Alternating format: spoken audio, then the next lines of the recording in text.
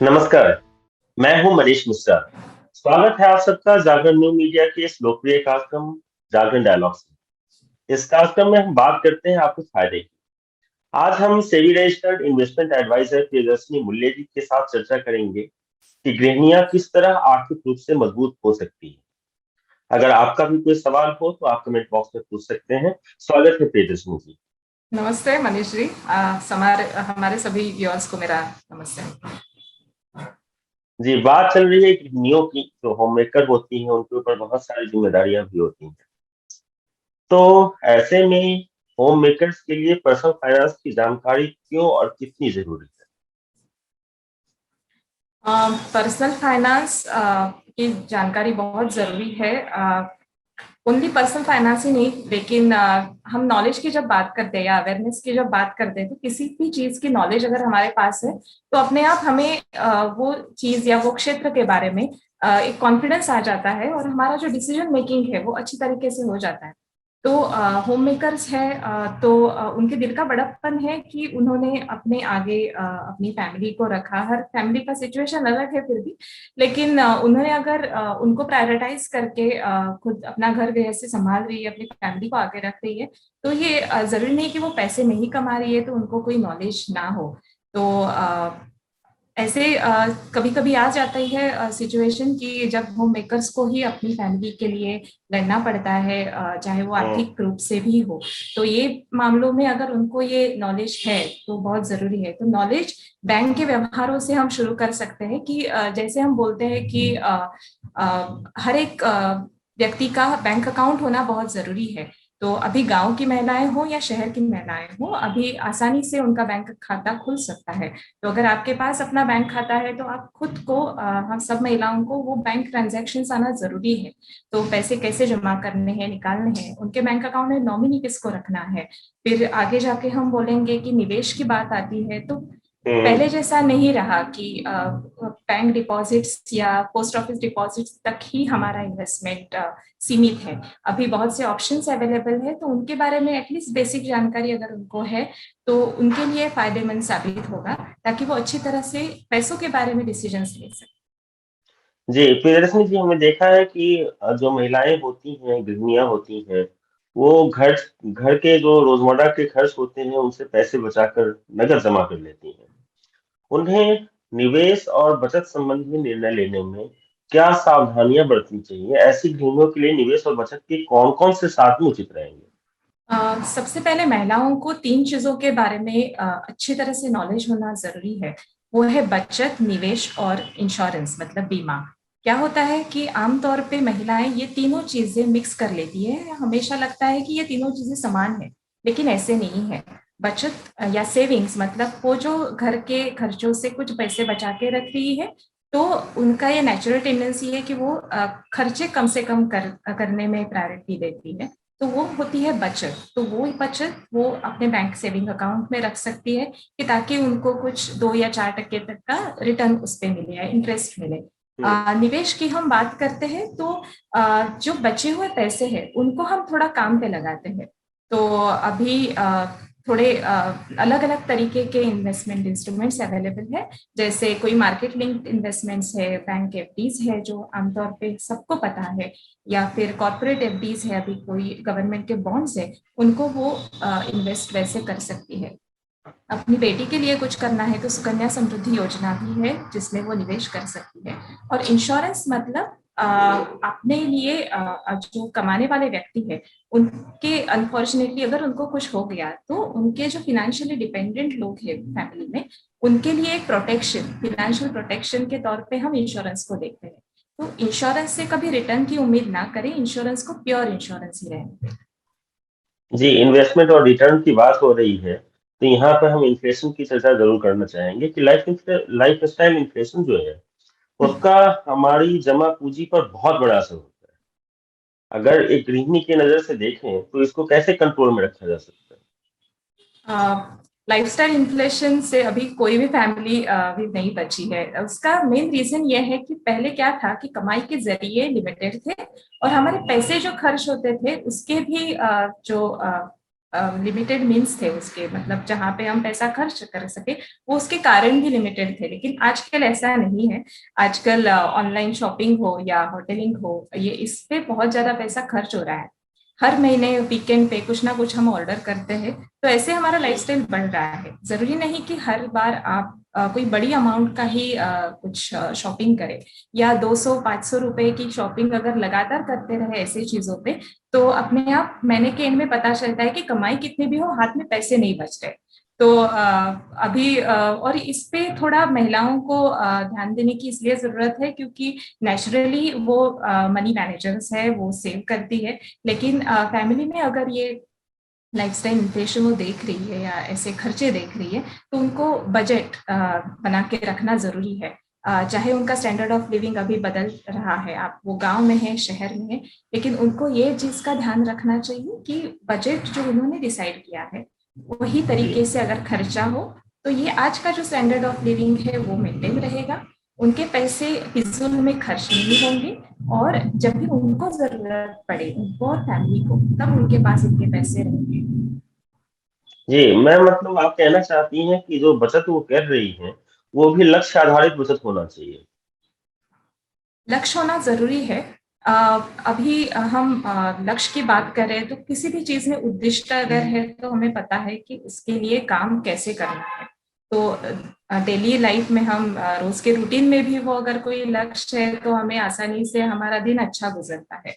तो इन्वेस्टमेंट को या पैसों को कोई लक्ष्य दे तो बहुत सी चीजें उस पर निर्भर होती है। अब बात करते हैं कि गृहिणियों को अगर वो निवेश करने जा रही हैं तो किन बातों का ख्याल रखना चाहिए, क्योंकि पैसे तो वो बचा कर रख लेती हैं जो नगद में होते हैं।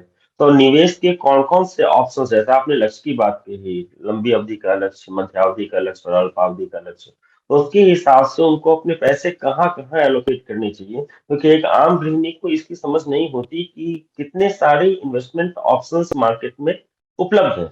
हमने अभी नॉलेज की बात पहले से की है, तो पहला तो ये रहेगा कि उनको ये जो बेसिक इन्वेस्टमेंट इंस्ट्रूमेंट्स है अभी अवेलेबल, उनकी सबकी बेसिक जानकारी होनी चाहिए। तो दूसरी बात हमने की गोल की, तो अगर कोई महिलाओं के लिए उनका गोल है कि खुद के लिए प्रायोरिटाइज करना वो भूल जाती है या वो पीछे रह जाती है, क्योंकि हमेशा सुबह से रात तक उनके लिए अपनी फैमिली प्रायोरिटी में रहती है।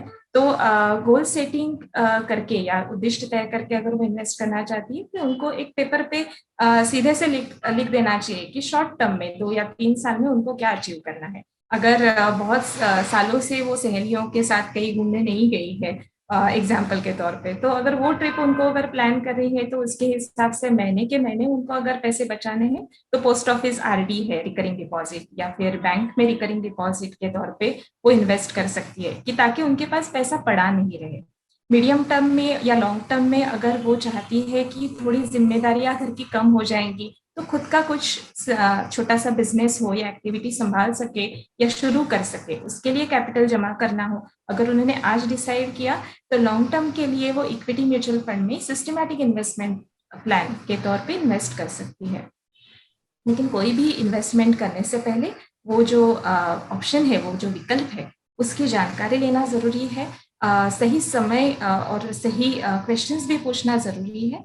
और अगर समझ में कुछ ना आए तो अच्छे अच्छे बुक्स है, रोज के अखबार जो है, या ऐसे जो शोज है जहाँ पे हम हमेशा बोलते हैं कि कैसे पैसों के लिए मैनेजमेंट करते हैं, वो अगर वो रिफर करेंगी, देखेंगी, तो उनके लिए आसानी हो जाएगी। जी, प्रियदर्शन जी, एक चीज आम है और बहुत आयत से देखा जाता है कि जो महिलाएं कामकाजी हैं, कहीं जॉब कर रही हैं, कहीं नौकरी कर रही हैं, या कहीं उनका अपना बिजनेस है, वो लाइफ इंश्योरेंस पर ध्यान देती हैं, अपना लाइफ इंश्योरेंस भी करवाती हैं, हेल्थ इंश्योरेंस भी करवाती हैं। लेकिन अगर हम एक आम गृहिणी की बात करें तो लाइफ इंश्योरेंस उनके लिए जीवन में कोई महत्व नहीं रखता। हेल्थ इंश्योरेंस अगर फैमिली फ्लोटर है, उनके पतिदेव ने लिया हुआ है, तो उसमें सबके सब कवर होते हैं। तो यहाँ पे एक जागरूकता की जरूरत आपको नहीं लगती कि गृहिणियों को भी, क्योंकि परिवार में उनका भी एक अहम स्थान है, उनकी भी एक फाइनेंशियल वैल्यू है, तो उनको भी जीवन बीमा और हेल्थ इंश्योरेंस के प्रति उतना ही सजग रहना चाहिए। जरूर। महिलाएं जो होम मेकर्स है, तो उन्होंने ये कभी कभी ये चुना है कि वो अभी होम मेकर्स या घर गृहस्थी संभालेगी, ऐसे नहीं है कि उनकी कैपेसिटी या एबिलिटी नहीं है ताकि वो करियर बना सके या पैसे कमा सके। लेकिन लाइफ इंश्योरेंस की बात आती है तो हम जनरली ये बोलते हैं कि जो फिनेंशियली कंट्रीब्यूट कर रहे हैं फैमिली में, उनके पास टर्म इंश्योरेंस होना चाहिए। लेकिन जो काम गृहिणियां कर रही है या होम मेकर्स कर रही है, वो उनको किसी भी पैसों में तोला नहीं जा सकता। तो लाइफ एग्जैक्टली। इंश्योरेंस की अगर बात करिए, अगर वो खुद कमा रही है, कोई भी हो, छोटा सा बिजनेस हो, एक्टिविटी कुछ भी, तो अगर वो कर रही है तो उनको के हिसाब से उनकी जो ईयरली इनकम है उसके एटलीस्ट 10 गुना तक का लाइफ इंश्योरेंस लेना चाहिए। अगर वो खाली होम मेकर ही है, अभी कुछ नहीं कर रही है, तो उनके पतिदेव को ये तय करना चाहिए कि उनकी फाइनेंशियल वैल्यू कैसे है, वो जो काम बता रही है घर, तो उसके हिसाब से उनका टर्म इंश्योरेंस कवर बढ़ाना चाहिए। दूसरा अहम होम मेकर्स के लिए इंश्योरेंस है, वो है हेल्थ इंश्योरेंस। हम्म। नेचुरल टेंडेंसी होती है महिलाओं की कि कभी कभी हेल्थ प्रॉब्लम्स, कभी कभी मतलब हमेशा ही वो थोड़ा साइड ट्रैक में रखती है, घर के बाकी लोगों की बीमारी की तरफ ज्यादा ध्यान देती है। लेकिन महिलाओं के लिए खास ऐसे हेल्थ प्रॉब्लम्स एज बढ़ने की वजह से आ सकते हैं, नेचुरली टेंडेंसी से। तो अगर आ रहे हैं तो उसके लिए हेल्थ कवर होना जरूरी है, कि ताकि घर का जो बजट है, घर के खर्चे है, उसका जो हेल्थ केयर का कॉस्ट है उसमें वो ऐड नहीं हो। और हेल्थ इंश्योरेंस अगर उनके पास है तो ये सब सही तरीके से मैनेज हो जाएगा, उसके ट्रीटमेंट सही हो जाएंगे। दूसरी चीज ये बोलना चाहूंगी कि उनके पतिदेव जहाँ पे काम कर रहे हैं वहां पे ग्रुप हेल्थ इंश्योरेंस पॉलिसीज है, तो उसमें हम्म। वो भी कवर हो रही है। अगर उनको ये पता है तो वो पतिदेव को इंसिस्ट करें कि पर्सनल लेवल पे उनका पर्सनल फैमिली हेल्थ इंश्योरेंस ले ले। तो फैमिली फ्लोटर हेल्थ इंश्योरेंस में वो उनके बच्चे ये सब आ जाएंगे। और ताकि पतिदेव प्राइवेट सेक्टर में है या खुद बिजनेसमैन है, तो प्राइवेट सेक्टर में अगर उन्होंने नौकरी बदल ली या चेंज कर ली, तो जो पहले का इंश्योरेंस था उसके टर्म्स कंडीशंस चेंज हो गए नए जगह पे, और उनको कुछ नुकसान हुआ, ऐसे नहीं होगा। पर्सनल हेल्थ इंश्योरेंस उनके पास हमेशा से रहेगा और वो सारी चीजें कवर हो जाएंगी जो उनके लिए हेल्थ केयर कॉस्ट बन सकती है। ग्रेट। आमतौर पर एक चीज और देखी गई है कि घर में अगर जब कुछ जमा वाला मामला हो, डिपॉजिट का मामला हो, कहीं इन्वेस्ट करने का मामला हो, या फिर खर्च से जुड़ी कोई बातें हो, इसमें आमतौर पर जो प्राइमरीली डिसीजन लेने वाले होते हैं वो घर के पुरुष होते हैं। गृहिणियों को क्यों और कैसे घर से जुड़े फाइनेंशियल ट्रांजैक्शंस, निवेश आदि जैसे प्रमुख मसलों में शामिल होना चाहिए, ये क्यों जरूरी है? अम, सबसे बड़ी सीख हमने पैंडेमिक पीरियड में अभी देख रहे हैं कि हमेशा नेचुरली ऐसे होता है कि जो कमाने वाले व्यक्ति है, चाहे वो उनके पति हो, ससुर हो या घर पे पिताजी वगैरह हो, तो नेचुरली जो इन्वेस्टमेंट की बात आती है वो संभालते हैं, और बाकी घर के रिलेटेड जो डिसीजंस है वो महिलाएं ले रही है। लेकिन वक्त बोल के नहीं आता, अगर ऐसे सिचुएशन आ गई तो उनको सब संभालना, फिनेंशियल तौर पे सब संभालना उनके लिए कठिन बन जाता है, इमोशनली भी और फिनेंशियली भी। तो वो आज रिक्वेस्ट करें अपने घर के लोगों से, और सब चीज़ों की जानकारी लेके कहीं पे नोट डाउन करें। तो उसमें क्या आएगा, उनके हस्बैंड ने या उनके घर के लोगों ने कहाँ कहाँ पे बैंक अकाउंट्स है, उनका नॉमिनेशन कौन से बैंक अकाउंट्स में है। अगर वो इंटरनेट बैंकिंग जानती है तो उनके लॉगिन आईडीज, पासवर्ड, फिर आगे जाके इन्वेस्टमेंट कहाँ कहाँ पे किया है, वहां पे नॉमिनेशन किसका है, पैसे निकालने हैं वहां से तो कैसे निकाले, फिर आगे जाके इंश्योरेंस पॉलिसीज जो है वहां पे उनका नॉमिनेशन है या नहीं, लोन लिया है फैमिली ने तो कितने अमाउंट का है, अगर लोन लिया भी है तो कितने अमाउंट का और किन लोगों को और कैसे दिया है। ये सब चीजों की जानकारी अगर उनके पास है तो कोई भी इमरजेंसी में उनके पास किसी की हेल्प लेने की जरूरत नहीं रहेगी। वो इमोशनली उतना भी स्ट्रांग रह के कॉन्फिडेंस के साथ वो सिचुएशन से आगे जा सकती है। तो ये थोड़ा हमें बदलना चाहिए मानसिकता, कि इस चीजों में महिलाओं को भी शामिल कर। बिल्कुल, बिल्कुल। आपने बहुत अच्छी बातें बताई हैं, और हमारे दर्शक जो महिला दर्शक हैं वो जानना चाहती हैं कि ये सब तो ठीक है, घर का काम कर रहे हैं, बचत और निवेश की भी बात हो गई। लेकिन अगर आमदनी बढ़ानी हो घर पे रह के काम करते हुए, जिसको हम पैसिव इनकम कहते हैं, तो ये कैसे जनरेट किया जा सकता है?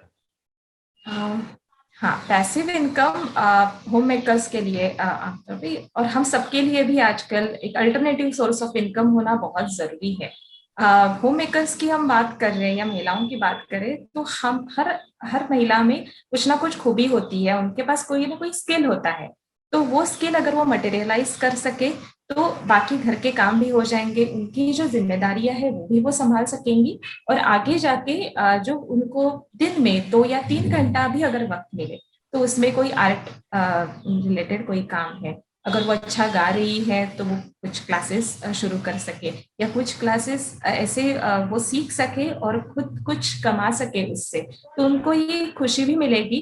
हैप्पी इनकम हम बोल सकते हैं इसको, कि वो सब संभाल के ये कर रही है। ये जो बचे उनको जो ये इनकम आएगा, ये पैसिव इनकम जो हम बोलते हैं, तो वो डिसाइड कर सकती है कि वो इनकम से वो क्या करे। एक कॉन्फिडेंस भी मिल जाएगा उनको, और सब घर के काम भी हो जाएंगे, और वो खुद के लिए कुछ निवेश कर सकेंगे इससे। तो ये पैसिव इनकम सब संभाल के वो शुरू कर सकते हैं। बिल्कुल। अ, आपने बहुत अच्छी जानकारियां दी हैं गृहिणियों को लेकर कि उनको अ, आर्थिक रूप से मजबूत होने में किस प्रकार कौन-कौन सी चीजें मददगार हो सकती हैं। हमें पूरी उम्मीद है कि प्रियदर्शनी जी ने जो सलाह दी है, वो दर्शकों के काम आएँगी। जागरण डायलॉग्स में हम हमेशा आपके फायदे की बात करते हैं। यह कार्यक्रम आप दैनिक जागरण के यूट्यूब चैनल पर भी देख सकते हैं और इसका आलेख आप जागरण.com पर पढ़ सकते हैं। प्रियदर्शनी जी, आपका और अपने सभी दर्शकों का बहुत-बहुत धन्यवाद।